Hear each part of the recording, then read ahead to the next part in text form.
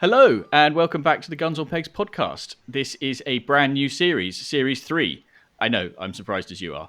In case you're new to the podcast, my name's George Brown, and I'm the editor at Guns on Pegs. And as per usual, I'm joined by my co-host, Chris Horn, Managing Director of Guns on Pegs. Chris, we're back! We are. It's particularly exciting. We've muddled together the bones of a third series, a couple of bones of which are actually really exciting. So I'm looking forward to this one. It runs for quite a while. We're sort of spreading it out in the run up to the game fair, which we'll come back to in a minute, and our party. But of course, the most exciting thing is that we're back at 4 p.m. on a Wednesday having a drink, which I enjoy. I've missed it. It's only been a few weeks, but it's nice to be back in the saddle. Really looking forward to getting into it again. So we better crack on, I think. And Chris, will you tell us a bit about our guest today? So this is the conservation episode. And our guest this week, he's got what I consider to be one of the most stressful roles in our world. And a quick look through his Twitter feed, and you'll have steam coming from your ears. Time and time again, he holds the opponents of shooting to account with science, facts, and figures. He's responsible for the marketing communication of the absolutely vital and wonderful charity that is the Game and Wildlife Conservation Trust. It's Andrew Gilruth. Welcome, Andrew. Chris, that's extremely generous and kind of you. I'm slightly concerned that you're picking over the bones of what's left, but we'll certainly do our best this afternoon. Andrew, I just mentioned your Twitter feed, and it's something that I always think of when I think of you because of some of the communication you get caught up in. What's the most frustrating thing someone said to you in the last few weeks? I think there's quite a lot where people take a very binary approach on a subject such as heather burning, where it is assumed the only people that are burning heather are gamekeepers and that it only does damage, and actually it's burning the peat. And this has become so binary and so oversimplified, it becomes quite frustrating. And right now, where we're seeing wildfires ripping across the countryside, the prospect that people are seriously contemplating removing one of the tools to reduce fuel load in our countryside is terrifying. Those that actually have to fight wildfires. And not only people commenting in this country, but commenting around the world, commenting to us, saying, what on earth do you think you're doing? And the contrast and attitude is astonishing. I saw the bid in Parliament from the MP for somewhere in Sheffield, and oh my gosh, just infuriating, just totally misunderstanding the facts. Yeah, I mean, there's still a lot that we still need to know about heather burning, so we shouldn't be under any illusion. But also, we don't know a great deal about mowing it either, and knowledge and understanding about just leaving it altogether is not that clear either. And a lot of the science is conflicting. You can find, if you have decided what your position is, you can go and find various pieces of science to support it and claim that science is on your side. And in fact, it's very poorly understood. And particularly when we start looking at things like the impact on flooding, on water quality, there wasn't even a technology available 10 years ago to be able to study these things. I mean, it is really the development of new techniques which has allowed these studies to happen. And actually, we need to build up far more information. And don't forget now, you've got water monitoring equipment, which you can take any sample from any stream anywhere in the world, and you'd be able to find something in it, because technology now is so advanced. We just didn't even have this before.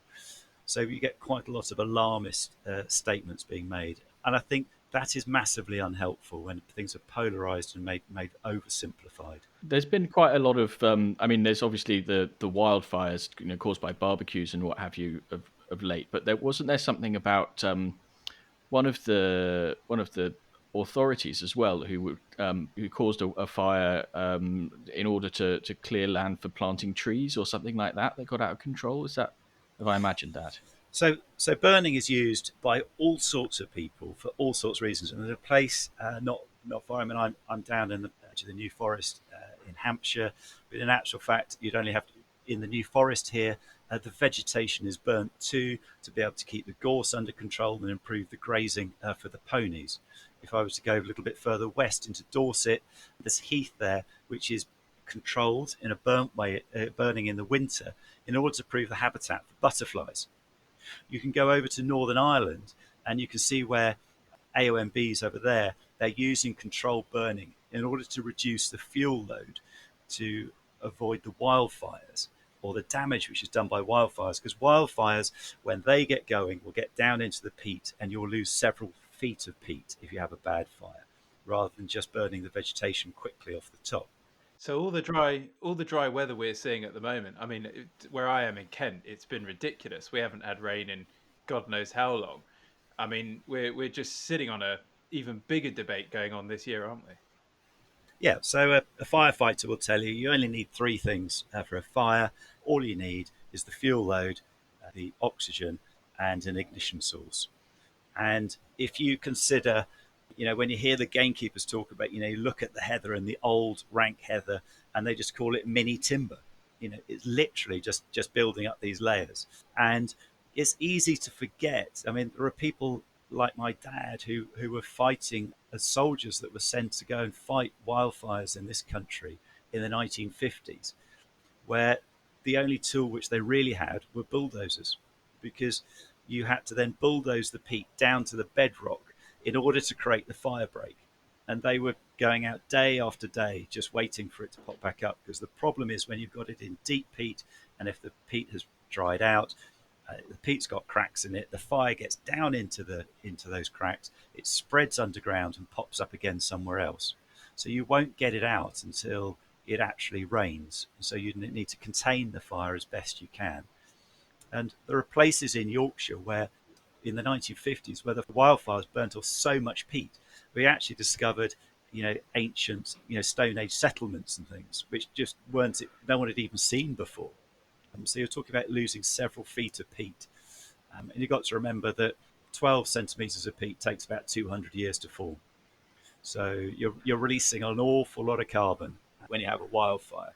So this very simple narrative about vegetation burning is bad and it's burning peat is unhelpful. We need to all stand back and think about this, much more carefully. In fact, there are no more owners that I've met in this country who, if they were told to stop burning and something else was better, or there was a logical reason to follow it, then of course they would, as they do at the moment, where there are certain places where they have to mow rather than do this controlled winter burning. So, we just need to build that evidence to actually take people along with us, rather than tell them they should allow a fuel load to build up on their land. The problem is theirs, because the landowner can't walk away. The advantage for an activist is you can insist that somebody does something, but when there is a huge problem, the activist has sloped off, doesn't take any responsibility, but the landowner is left there to now try and restore it. So we should be really thoughtful about taking the landowners with us. I can see, Andrew, and hear that this is frustrating you again. So I think it's probably about time we did something about that. So I'm going to ask you, Andrew, what's that you're drinking? We're at a huge advantage here because we have a brewery in our village. I live in the village of Downton, and we've got our own brewery here. And I suppose we're spoilt for choice because we, as a village, we can nip round there on Friday evening, and they're more than happy to help us out and guide us through their selection of beers. But Honey Blonde is my favourite tipple from them. Honey Blonde sounds like a pole dancer. Yes.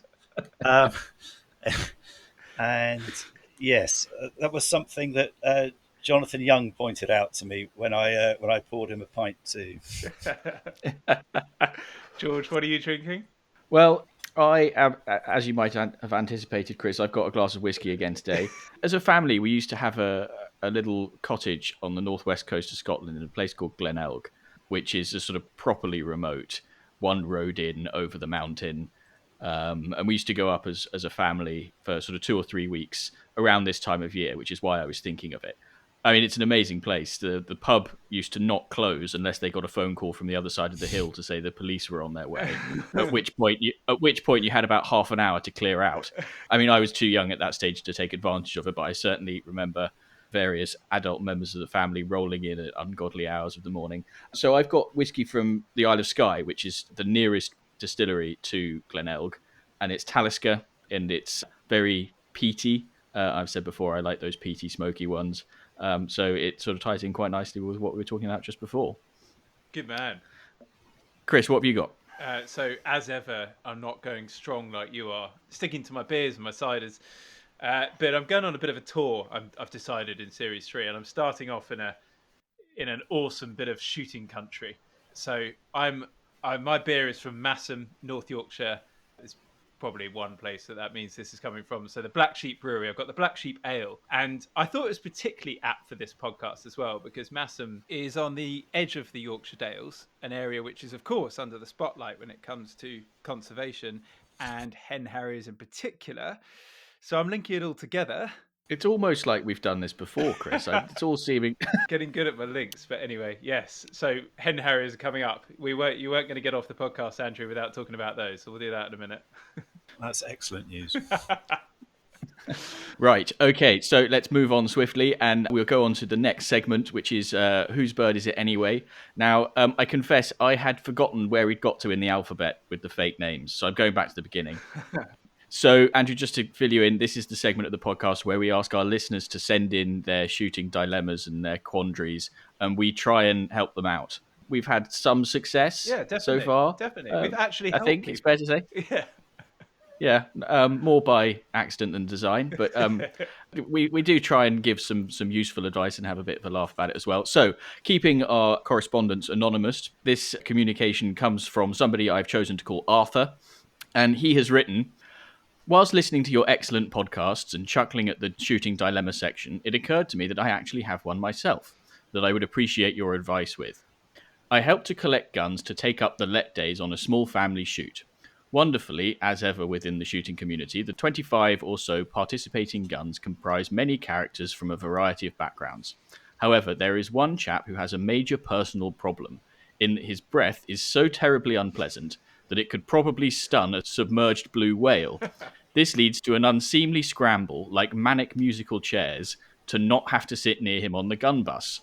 Those that get too close invariably emerge looking as if they've had a dose of Novichok as they stumble off to their peg, hoping their blurred vision will clear before the drive starts. A bigger gun bus is not an option, and the sides are fixed on the current one. We must have been the only shoot in the country that welcomed the wearing of masks. My dilemma is that he is otherwise popular, humorous, and a good shot, attending most days, which is good for the shoot finances. He's always the first to book and pays up promptly, so it's hard to refuse his bookings on the grounds of no peg availability. What should I do? Oh, God. I wouldn't know where to start. Andrew, you're absolutely going first. Well, that's very kind of you.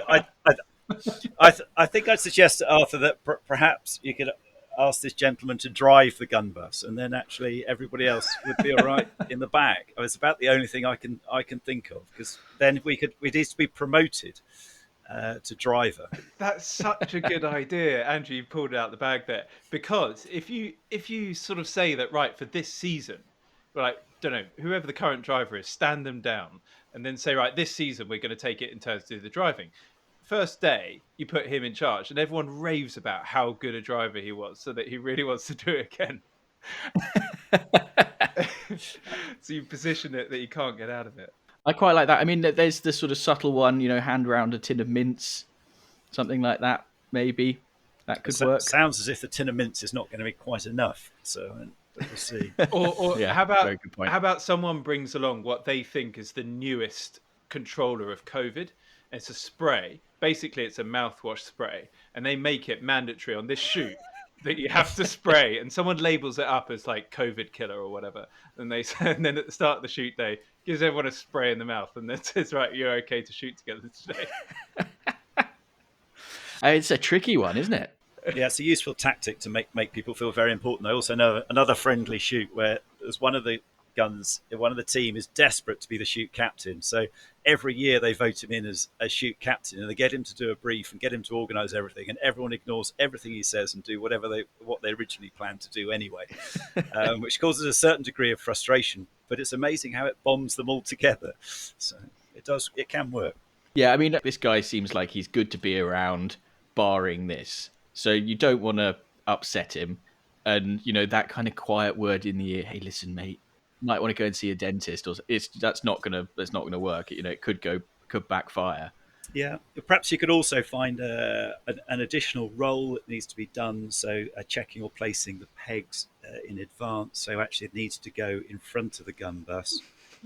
with one of the pickers up to go and check everything's in the right place. Might be another tactic. Yeah, I like it. I think the driving the gun bus is a great idea, particularly if it's a tractor driven one. Yeah. He's not even in the same vehicle. Yeah, I mean, Perfect. what could possibly go wrong? Anything to avoid having to say anything about the issue. Yeah, you do have to be careful. I once had an experience of the other extreme, where in a former life, a member of staff who she frequently used an awful lot of perfume. Now, this wouldn't be a concern to most people, apart from, you know, other ladies on the team became upset because they felt that they were going home smelling of this perfume. And this became a really big issue. And being a young manager, I did my best to sort it out, and I failed hopelessly. Oh, God. It was a horrible situation to be in. I thought you were going to say that the blokes in the team were getting in trouble when they went home smelling of some other lady's perfume. No, it never even occurred to me that this was a problem. But yeah, it was. I tried to speak to her about it and be sort of calm and normal, but it most definitely did not work. Well, I think if Arthur could let us know if he manages to get this chap to drive the gun bus, that'd be quite interesting to hear how he gets on. Obviously, definitely, please do get in touch. But Andrew's advice there, very sound. Thank you, Andrew. So Horace from season 2, we got to H. We must have got to H, George. Maybe At least. Oh, maybe we got past H. We had an Igor, didn't we? So anyway, Horace from season 2 emailed in to say that he'd made the classic mistake of not being totally honest to his other half about how much shooting costs. And at the time, we said we'd give him a free premium membership and some advice on how to find some good deals. Anyway, he's been back in touch and he says, "Hi both, Horace here. Lovely to hear the podcast and all the comments. I'd appreciate any assistance or pointers you can give to ensure we both enjoy some further days together next season. Finally, I really appreciate your offer of a free membership to Guns on Pegs Premium. However, I'm already a member." Good man. So wondered if it would be at all possible if you please donate the offer to a young gun on my behalf. It's imperative we all try and do our bit to protect the guns of tomorrow. Incredibly kind of Horace. I almost feel like we need to give him his real name now to for being so kind. But we thought, what an awesome idea. So we'll do that. And actually, since the premium membership has got even better. So the premium membership's always been about getting the best deals, which is why it was so applicable to him. But we've now got all of the best shooting magazines involved. We've recently done a deal with Shooting Times, Field Sports, The Field, and Gundog Journal, all involved in Guns on Pegs Premium now. So you can now read them online when they come out. So this membership is now really sought after. So I think we can do something here, George. Yeah, so just on the first bit of the email, in terms of finding good deals, it just so happens that this week we published an article on finding affordable shooting. They had some not very helpful tips in there, and also some very useful and sort of £400 and under shooting opportunities.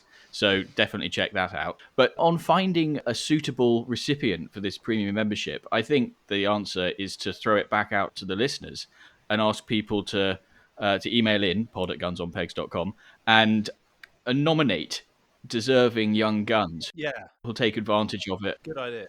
And so, yeah, just a couple of lines saying why you think this person in particular is deserving, and why you think they should have it, and we can make a choice. I expect it's going to be massively oversubscribed. We'll see. So we've got obviously the party we've talked about, and another chap, Fred, whose brother in the last series was blackmailing him in the Whose Bird Was It Anyway?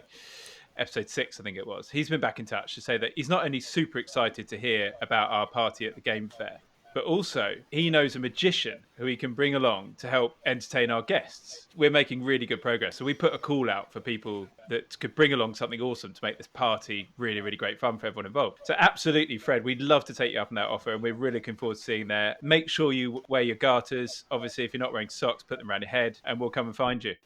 Yeah, so Andrew, obviously you're now officially a part of the podcast family, a member of the most noble order of the garters. So you're going to get some of our very, very popular shooting sock garters, but also an invitation to our Excellent party. You're going to be coming? You failed to tell everybody what time and which day it's going to be on, because then we can all be there. So I'm sure that we're coming out soon.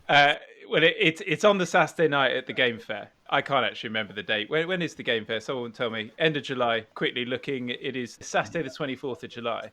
And Andrew, we can count you in, yeah? Yeah, it's in the diary. Good man. Just putting it in now. Excellent. Right, so we've also had another email about the party. Sean Hartree has been in touch and says he hasn't got any specific talent or talented friends who he can bring to the party, but it is his birthday that day, so can he come on that basis? And I think just for sheer cheek, I think the answer is yes, of course, and bring a +1. Do you know, I had a call the other day. I've actually had 2 calls. So, firstly, Simon West, who's head of the Gun Trade Association, he got in touch to say, I was listening to the last podcast, the Steel Shot episode with Paul James, and he'd like to bring along a cannon to officially open the party. To which I bit his arm off. That's amazing. Is the cannon is the cannon steel shot proofed? Don't even go there. Well, perhaps we should have a special entry for those that have got a cannon, because my youngest son happens to have one as well, which can travel. So I think maybe we should have a collection of guns. I think we should have a cannon off. Yeah, it's quite impressive. We'll put blanks in them. They'll be okay. And so finally, Tim Madams, our guest from the first series, general great friend of Guns on Pegs and chef extraordinaire, he rang me to say, again, listening to the pod, I think I can do something to help at the party.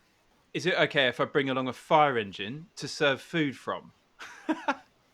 Like an actual real life, ladder and hose. He's got a properly old school fire engine converted into essentially a kitchen, and he wants to bring it along, serve food at the game fair. And also, he said to me, because the Country Food Trust is a charity of the game fair, massive. I'm a trustee of it. We're big supporters. We are going to raise some money on the evening for them as well. And we said that basically some of the proceeds from the food that Tim's going to be serving out of his fire engine will go to the CFT to feed people in need. So double whammy there. That is amazing. Oh, this is really coming together. Yes, it is, isn't it? So we've got a cannon off. We've got an amazing chef doing the food. What's the other one?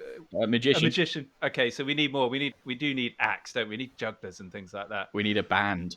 Oh yes, we need more people who email, please, pod@gunsonpegs.com. And I promise I'll book you for my wedding as well. Right, so listening to all of this, I know you're all going to be desperate to come, so you'll be wondering how you can get your hands on a ticket to the party. We do have a limit on the guest list of 300 people, so we're still working it out exactly. But what I can say is that if you have already featured on the podcast, if you're a proud owner of these Guns on Pegs podcast, Shooting Stock Garters, you are automatically invited.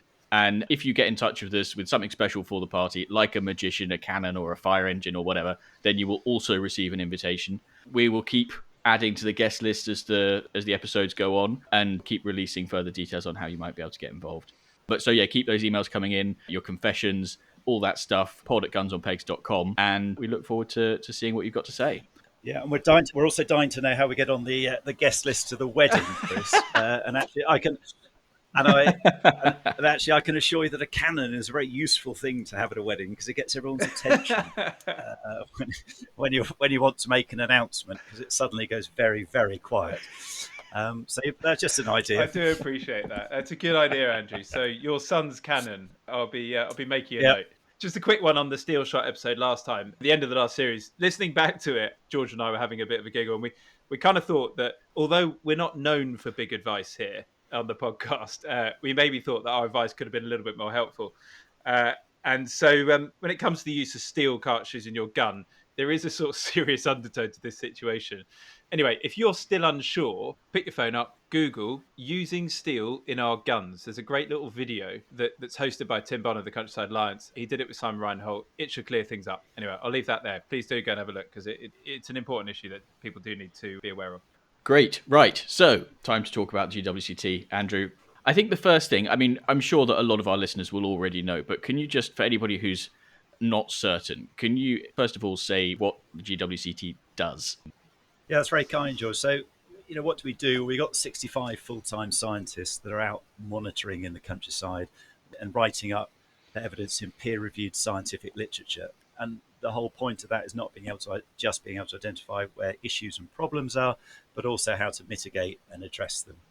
And we started as an organisation, 80 odd years ago, off the back of ICI, or Ely cartridge as it was then, wanted to understand about the fluctuations in the grey partridge population, because that was the primary quarry species at the time. So the origins of applied ecological research in the UK and across Europe actually started from a commercial interest and within the sporting community, and times moved on, and you can fill in the gaps in between then And so the now. GWCT is Game and Wildlife Conservation Trust. That's correct, isn't it? Yeah. So for the last 30 odd years, it's been a charity. Prior to that, it was started originally by ICI, and it was a straight commercial research station trying to understand how they could actually increase and stabilise the wild bird populations. It was also the place and the staff and the advisors that actually worked out how to release pheasants the way that we now know into the countryside. And it was called the Fording Bridge release system. And this was really, it was born off the back of the advent of modern poultry techniques, or modern at the time. So poultry foods and using the heat lamps and being able to look after the chicks. I mean, it was the breakthrough in technology that was available then, which then allowed pheasants to be released the way that we now do. So the whole concept of having a release pen, that was worked out and established in Fordingbridge. So, Andrew, given that this is the conservation episode, I think conservation in general is a highly debated term, and people come at it from many different angles. I'm sort of putting you on the spot here. But what's the GWCT definition of conservation, or how do you see conservation as a definition? So we probably need to appreciate that everything that happens in the countryside, all land uses, have an impact on nature and on wildlife. And it's conservationists' primary responsibility to work with people that are doing things in the countryside to try and mitigate and trying to leave the countryside a better place as a result of whatever's just happened. Now, within the sporting community, for those that go shooting, actually, those are very closely aligned, and probably is not another economic land use in the countryside which can beat shooting for what it can deliver. What we're really looking for from a conservation perspective is that net gain. So whatever you do, there will be some harm. So immediately around in the vicinity of a release pen, you will change the ecology and the shrubs around that pen. But overall, the wood and the farm will benefit if people are following best practice and so following that through. That's really interesting. And it actually sort of leads me on to one of the things that I noted down to ask you about, which is, could it be said that by being a shoot, just by existing as a shoot, that you are doing conservation? Is it as simple as that in terms of If shooting, if or if is you there were a... if you were running a shoot and following best practice, and by best practice I mean what's in the code of good shooting best practice, then most definitely you would, because you're actually putting in the additional habitat. You're doing the habitat management. You're opening up the woods, so you're creating the rides, so letting the light in. That's really important for wildlife. Having a dense wood with very little light coming in is no good at all. It'll have a little bit of additional wildlife and shrub layer around the edge. But what you want is these big, wide rides, and they probably need the width of the ride is about 1.5 times the height of the trees around it in order to let the light in. Now, a shoot would do that because you create the openings for the guns, and also you create these sunny glades that pheasants like to go in and dry out on. But that is really important for wildlife in the wood, and so that's why you then get an uplift in other species, and everything from the butterflies all the way through to the woodland bird species, which benefit, from opening up that wood. So yes, literally running the shoot in a proper way creates that additional wildlife, and all the additional feed which is put out in those hoppers also benefits other songbirds as well. So, but it also needs to be managed and done and fed correctly, because obviously we want to try and minimize the things which we wouldn't want to assist, and other pests like rats. So that's why it has to be So, done but properly. what you've essentially described is actually required to run a good shoot. If you're going to run a really good shoot, you need to be doing all that sort of stuff. So it's not even just best practice, although obviously that's the easy way of defining it. But just to run a good shoot, you are adding value. Absolutely. So, and it's no coincidence that when you go and visit a farm or farms which have shoots on them, you typically find that the hedges are better managed and maintained because actually someone's looking after them. You've got the cover crop strips that have been put in, and and this is an integral part of the shoot, but actually other wildlife is benefiting from those too. And likewise, the wood itself. I think the bit where we need to be careful is about being honest about the numbers and densities of birds being released, per hectare of pen. Yeah. So if you follow, and the reason I emphasised about the best practice is if you follow the best practice, you will mitigate against the known problems that arise from releasing, and you will maximise the benefits. So if you stray away from that, then you're making it harder and harder for the shoot to be able to produce that net gain for So wildlife. you mentioned net gain there, and this is something that I think we as a community are talking about a lot more. And obviously, you and I personally, we've had a lot of conversations about net gain, and I've been talking to Roger Draycott at the GWCT about it as well. And I think this is crucial in the future. We've talked about net biodiversity calculator. It's obviously a huge project that's going to be required to actually get this to reality. But maybe you could explain a little bit about that and really what we're getting at here. Yeah, Chris, you're right. This is not unique just to shooting. So, in the government's 25-year plan for the environment, all the way through that, it keeps talking about net gain. And it's really important. Otherwise, you stifle all progress in the countryside. You can't do anything because, as I said at the beginning, you've only got to put a dog on a lead and walk across a field. That has a negative impact to some degree, even just your presence of being there. So, you have to decide that you're going to go and make sure that you go for the net gain. And so we know, for example, that immediately around a pheasant pen, you actually have a change in the nutrients in the soil because the presence of the birds and their droppings on the ground. So that will alter it. So what you need to do is make sure that you concentrate that in one area and then you maximize all the other benefits that come from it so that you can net that off one I'm against the so other. excited by the idea of this sort of online calculator. And I think just so everyone's aware of where we're getting at here, what I'd like to see from a Guns on Pegs point of view going forward is a way of being able to tell if a shoot is actually neutral or net positive. Because obviously it's the shoots that are net negative that we actually need to actively go and do something about because they're the most difficult to defend. And so if we can try and build something into this on Guns on Pegs, I really do think we're onto something because this is stuff that we just couldn't do 10, 15 years ago. Yeah, so we've been back and mined through all our data, and the early concept models of this are now developed. So this would enable people to be able to just go online and key in the details about their shoot, and effectively it will give them a Awesome. score. And that's important because it allows you and I to be able to go online and see how you can adjust the numbers on your shoot and what impact it would have and whether it actually lifts your shoot above the quality line, and then how much further it would lift it if you did it So the slightly kind of different. numbers that you're talking about are things like acreage of cover crop, Yes. woodland management type Yep. stuff, that kind of Yep. stuff, and then it spits out a number and goes, "You're all good," or "Tweak this." Yeah, but it also would enable you to be able to think, what if I wanted to get it to another level, what would I actually have to do in order to? So is it that I should, double the number of rides, or should it be I double the amount of cover crop? What gives me the better, if you like, return on the investment for what I'm doing across this piece of ground? And I think that that's quite exciting because it allows people to be able to think this one through and to appreciate that it is not just down to one simple thing. So there's a tendency to think it's just about the cover crops, or it's just about predator control, or it's just about feeding, because that's often, we all do it. Conservation and running a shoot in particular is complex and difficult. And so we all simplify it because that's human nature, and you try to simplify it to such an extent that actually it's no longer really representing the Yeah, situation. so that's really interesting. So this sort of intrinsic link between shooting and conservation is one that I think the shooting community is pretty well up to speed on. But outside of our community, it's often misconceived, I think.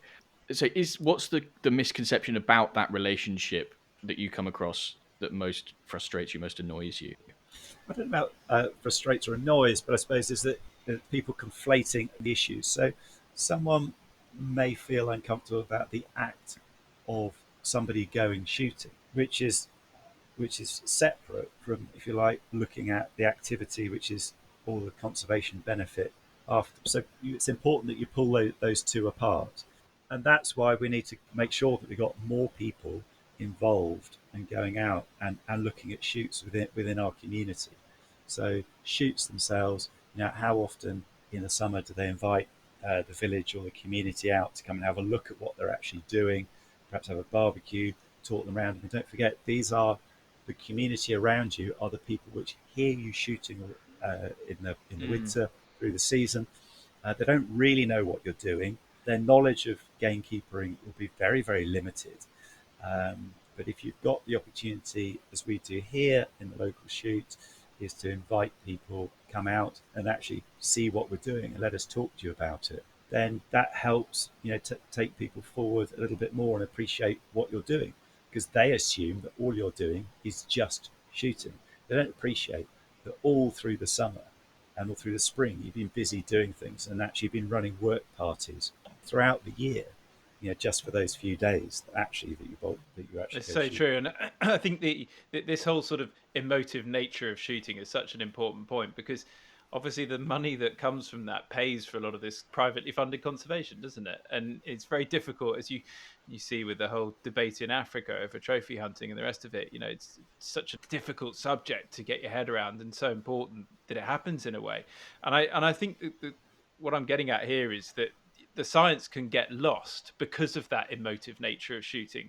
And I think the hen harrier brood management scheme is actually a perfect example of this, because it's been a real success. And I've seen many graphs that you've posted with big upticks of fledgling chicks and all the rest of it. Yet it kind of doesn't seem to matter how successful these things are or what the science says, that they just get knocked back. And, what do you think about that? Yeah, so this is again a bit like we talked earlier about the heather burning. It becomes a very, very polarized issue. So it is astonishing that actually the brood management scheme itself, in terms of recovering the hen harriers as part of the DEFRA plan, has actually gone ahead. I mean, this is a technique which has been used in France by conservationists to protect Montagu's harriers from on arable farms, and yet try and suggest that you should use it on a grouse moor, and suddenly it's seen as an alien concept, and people taking the idea to court that it's unprecedented and isn't really conservation at all. And and so yes, there are, tensions ride high, but if you look at it from the government's perspective, it's got an obligation to recover the species. Hen harrier numbers in England are the highest they've been in decades. You can attribute that to all sorts of things, but clearly part of it has to be, the current effort and the brood management plan, which has actually seen hen harriers nesting on grouse moors. Now, clearly, there's further to go, but it's almost childish to ignore the current successes. It really is, and all you're doing is So alienating. just before we go into that, maybe you could give a quick overview on the brood management scheme, what actually happens, because I don't know how many of our listeners read into this, but just a very quick overview on why this is so contentious, and and how it works. Everything to do with hen harriers is never simple. Conservation is never straightforward. But if you were to go back, the lessons that were learned 20 years ago, because there was originally a claim 20 years ago which said, actually, this conflict between hen harriers and the interests of the grouse moor is an artificial construction. Actually, a few hen harriers pottering around a grouse moor would never really be an issue. And if you read Mark Avery's autobiography, he's very honest about that. And he says actually that was RSPB thinking at the time. And in actual fact, at the Game and Wildlife Conservation Trust, and Dick Potts was leading the organisation then, actually, there wasn't any evidence to be able to support the claim that was being made by gamekeepers. And so actually the decision was taken to go and actually study this and try and get to the bottom of it. And that's the origins of the original studies at Langham Moor. So this is on the Scottish borders, and the hen harrier numbers, went from 2 pairs to 22 pairs, but actually the grouse shooting became uneconomic. 5 gamekeepers lost their jobs, so on the Langham Moor estate, the gamekeepers left. The hen harrier population crashed back down to 2 pairs, and then it went through the wilderness years before you then move on to what's referred to as Langham 2. So that demonstrated, that one study, and it's called the Joint Raptor Study, that demonstrated that if hen harrier numbers built up on a grouse moor, it would make it uneconomic, and then you would lose all the other conservation benefits too, and actually nobody would win, because not even the hen harriers would win, because the numbers would go back down because there wouldn't be enough food for the hen harriers, despite there being the optimum habitat. And that was a turning point, and Mark Avery talks about that in his book as well, and he acknowledges how wrong the RSPB were, and he uses that phrase. And then fast forward to today, now that we know that it is an issue, how do you explain to a gamekeeper that you need to have these hen harriers on your moor, but the numbers, if they build up to high level, we will have to spread them out, because actually hen harriers, they nest colonially, so they're ground nesting birds, and ground nesting birds aren't stupid. If they nest in the same area, they're better and able to defend themselves. And arguably, if a fox comes along, it might get one nest, but it won't get all of them. So that's why other species do the same thing. So the the idea is that if you have a second nest, hen harrier nest, within 10 kilometres of the first one, then if you want to, it's not, you can request under a license from Natural England that the chicks or the eggs will be collected on the second nest. They'll be reared in captivity, and then when they fledge, they'll then be released back onto a neighbouring piece of moor with the same habitat within the same special protection area. And this is exactly what they've been doing in France, and it's been very effective. And so far, for the last couple of years, has worked very well in the north of I can England. see why people are frustrated with the idea that we would then intervene, because it's kind of protecting the interests of shooting, and that's the underlying point here. But going back to the original Langham study that you talk about, you can't argue with that. You just simply can't argue with it. So who does? So I suppose one of the points being made is the hen harrier numbers should build up to a level which is undefined, so nobody agrees quite what that should be. And then when you get to that level, then you should start doing the types of management I've just been talking about.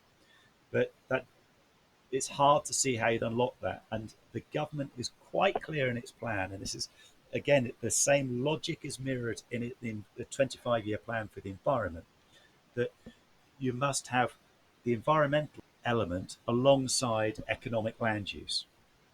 And so it is legitimate to have to allow these activities to happen concurrently, because one is paying for Mm. the other. And if you didn't have these grouse moors, and the moor owners had resisted, they're only there because those moor owners resisted the bribes from previous government, to carpet them in trees, um, or to use them for agriculture. So it's easy to forget that actually some of our best open moorland heather habitat is where it is actually being looked after for the interests of grouse shooting. We can't ignore that as a point. And it is highly likely, for example, in Scotland, the vast tracts of land, will soon, of the uplands, will be covered in trees, because there's a very, very ambitious tree planting target in Scotland. It's mad, isn't it? It's just such a debate. It's never going to go away, is it? Well, I've got a question around that debate. And Andrew, I really enjoy seeing the quite pithy and occasionally slightly acid letters that you write to various newspapers in response to stories or claims or whatever. So I wanted to ask, is that quite a fun part of your job, writing those letters? I do. I think trying to when you're trying to write a letter, I do find it a challenge, George, because what you're trying to do is you're trying to get a fact across. You have to be making a point, and there has to be an element of humour. So it has to appeal to someone that is not really not interested in about this at all, but actually it's something that I suppose warms their soul, as well as a fact that they might learn and a point that you're trying to make. It is extremely difficult to achieve that in 100 150 words, because that's what we all need to be doing. And when I say we all, I think all of us should spend more time writing to papers, whether it be national papers or regional local papers, because a national paper might hang around or stay in a house for a day, whereas your regional or local paper will probably be there for a week. And people should respond and make points in there and shouldn't be afraid. And that's one of the reasons behind the original, the idea of writing the book which we produced a couple of years ago called The Knowledge, which actually sums up all the points which could be used when articulating or responding to issues. And in fact, I carry a copy of this book because that is all you need to use, because all of the statements in there, have been checked, and it's got the references as to the scientific literature as to where those facts come from. So in the event that subsequently you get challenged, you're able to respond and say, actually, I can tell you exactly which paper this refers to. And people appreciate that because people like to know where the facts came from, and they like to be able to go and read the paper themselves. If they're deeply interested in a particular subject, go and read it. Might well, and particularly on social media, come back again saying, well, I've been away, I read that again. So now I got another question. That's fair enough. So the knowledge is, I mean, I love the knowledge. It's an awesome little book. But you also then created the accredited game shot test, didn't you? And I was going to ask you, and I'm almost teeing you up here, but I was going to ask you, and I think there's more. I want to try and think of a few things and answer this question. But what is it that every gun can do to promote conservation and good practice, or just generally off, as a takeaway from your work with the GWCT? I think it's very important that all of those who are involved in shooting, whether they are uh, beating, picking up, or carrying a gun, that they know what questions to ask about a shoot and what's going on, and they should be able to appreciate and understand the answers which they get. There is plenty, as with everything in life, there's room for improvement. But some of the people which have got the greatest influence to drive that change are the guns themselves and their buying days or buying into syndicates. And they should feel free to ask those questions, and they should know what answers they get back. And if they could just learn a few key points, and in the book, The Knowledge, it does actually gives you questions to ask, so that don't be afraid. These are the questions on this which you should ask at a It's shoot. really interesting. So I've got a question. Now I know that the last year or so has been tricky for GWCT in a funding context, and we've tried to do our bit at Guns on Pegs to help out in that. In the US, hunting and fishing licenses generate an absolutely enormous amount of income for state fish and wildlife departments, nearly all of which gets then ploughed back into conservation and habitat management and all that kind of stuff. Is that something that you would be in favour of in the UK to try and fund the kind of work that you guys do? George, that's a very good question. I think we probably need to take one step further back and ask ourselves why that is. And actually, the UK is very different from the States and from Europe in general, um, because in other countries, the game is owned by the state. The state regulates it, and the state controls all activity. In the UK, thanks to the Magna Carta, the game is owned by the landowner. So it is the landowner's responsibility to be able to regulate what happens, and that's why if you want to carry a gun across a piece of ground, you need the landowner's permission. Now, everybody listening to this podcast would say, well, isn't that normal? And the answer is, well, no, it's not. If you've got a hunting license in France, it entitles you to be able to walk across someone else's land and shoot the game that you've been allocated. Albeit you mustn't be within a certain distance of a residential property. So, from a safety perspective. So we have a very, very different relationship here. And so I think we should probably recognise that and go with what we've got. Certainly, the Game and Wildlife Conservation Trust, if it was in any other country, wouldn't be an independent charity. It would be run by the state, and it would be funded through a licensing scheme, which is effectively what you see in other countries. So when you hear people say that in other countries, shooting is regulated more, and actually there's no regulation in the UK, what they're forgetting is it's a completely different system, and so the regulation works in a slightly different way in terms of landowner responsibility and giving permissions. Yeah, but it's really interesting that I mean, it's a very, very good point that if the game is privately owned, then the conservation should also be privately funded. I'd never thought of it Yeah, in those terms. It's a and really, you've really good also got point. to think about then the motive for looking after it. So if and we know from particularly for work with people that are working desperately hard to look after their great wild grey partridge populations, um, it's hard to, they are doing that in part, and some purely because they just love seeing them, but others are doing it because once or twice a year they may, if the numbers are high enough, they may shoot a few in terms of the surplus birds. It's hard to see the motive for those people to do that if actually all they'd be doing is doing it for other people to come along and shoot. Oh, entirely. So It's, Yeah. so we've got to sort of think it through a bit in terms of the motive and the engagement, and you could follow it to its logical conclusion where if you looked at say the capercaillie and the remaining remnant population of the capercaillie in Scotland, it couldn't be more protected as a species. We're not allowed to shoot it. Originally, it was a moratorium, and now that legislation was passed, millions of pounds have been spent in terms of conserving it.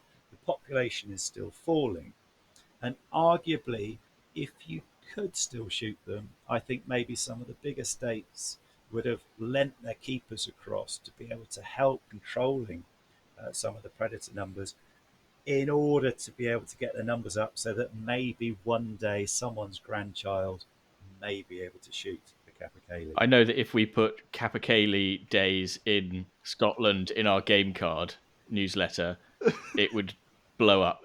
It would be everybody'd be all over it like a rash. It does beg the question, why break that link if it provides such a huge motivation. And we see that as well with black grouse populations, where people are going to enormous effort to be able to help them in allocating resource and keeping effort to be able to protect, if you like, those lekking sites, and that it really does and can make a difference. And if we break that link, we need to be really careful. And there's one thing which we've not discussed at all, and obviously we're concentrating on the conservation, but we shouldn't forget, the importance of the social element of all of this, and that is becoming increasingly clear. So we recently did quite an interesting piece of work in Wales, where actually we were asking people what would be the impact on you personally if there were to be further shooting restrictions. And actually, it's absolutely fascinating reading. We've produced it, as a publication, and actually that is now going to politicians in Wales to make it very clear they need to be careful. And the significance of that is in Wales, it's a very good piece of legislation, but there's an additional Wellbeing Act in Wales, where actually there's a legal obligation to look after people's well-being. And we can't ignore that in some communities where this is a really challenging issue, removing the sporting element would have a big impact. There's the really interesting news the other day that fishing is now being prescribed on the NHS to treat depression and anxiety, and we've looked before at the physical and mental health benefits of shooting and the impacts that it can have there. And I think that this is a really nice way to round off the podcast and come on to the final segment, which is where we ask you to imagine your desert island shooting, your last ever day's shooting. Where would you be going? Importantly, who would you have with you? What would you be doing? All that kind of stuff. So, have you got an idea about what that might be? Yeah, absolutely. You were talking about in the past, you being up at Glenelg. For me, I would go further up again. I'd take a team of guns. There'd probably be quite a lot of them would actually be from my family and other important parts of my life. But we'd actually go up, get the ferry, and we'd go over to the Isle of Lewis, spend a couple of days. We're talking just now about fishing. I'd actually like to spend a couple of days fishing. But nothing calms you down more than a few days of fly fishing. Actually get to appreciate, what's going on in the world, just what's in the countryside. Just spending a few days. We all live very busy lives now. Just slow right down for a couple of days And then after that, after a couple of days, staying in a lodge together, and then set off and maybe spend a couple of days shooting snipe over pointers. That is, I think that is ultimately is a true sporting experience. It'll probably be late August, early September. So it'll be a lovely warm day, so everybody's happy, and even the old folk will be nice and warm. We're just walking across a piece of ground and watching pointers working is again, and working with dogs is such a fantastic Do you know what experience, and I I really love it. absolutely love about the last 5 minutes? I've been listening to where that conversation went, and it just showed the clear link between the conservation side and the social side of what we do, because of the value, because of how this all comes about, why people do it, why they invest time in it, and they are so intrinsically linked. And I think it's one of the things that makes shooting so amazing. It's so much more complicated than people first realize when they start talking about it. It's been lovely to hear. Yeah, it would be nothing without the people, and it would be nothing without the countryside. I completely agree with you, Chris. Really nice. Andrew, it's been a really, really interesting chat. Really lovely to have you on the podcast. Thank you so much for joining us. Thank you very much indeed. Thank you, Andrew. And I must say, we can't finish this podcast without highlighting that the GWCT are in real need of support. And we're delighted that we put a bit of a push out on a Guns on Pegs email to members recently, and it raised, I think, around £10,000 or something, which was absolutely lovely. And if you're listening to this and you'd like to donate to this wonderful charity, please just go to their website, gwct.org.uk, and that would be awesome. Hear, hear. That's very kind.